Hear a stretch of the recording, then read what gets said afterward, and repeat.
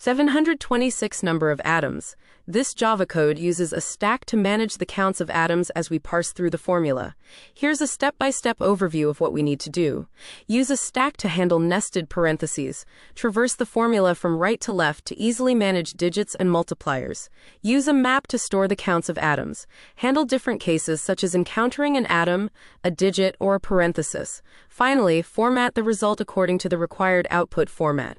### explanation. 1. Stack initialization. We use a stack to manage the counts of atoms in different scopes, inside and outside parentheses. 2. Traversal. We traverse the formula from left to right.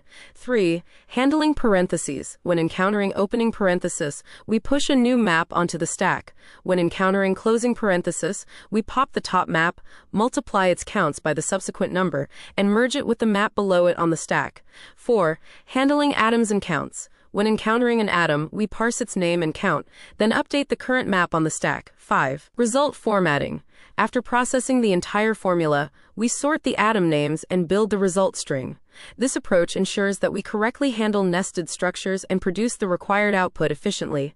Thanks for watching, and please subscribe.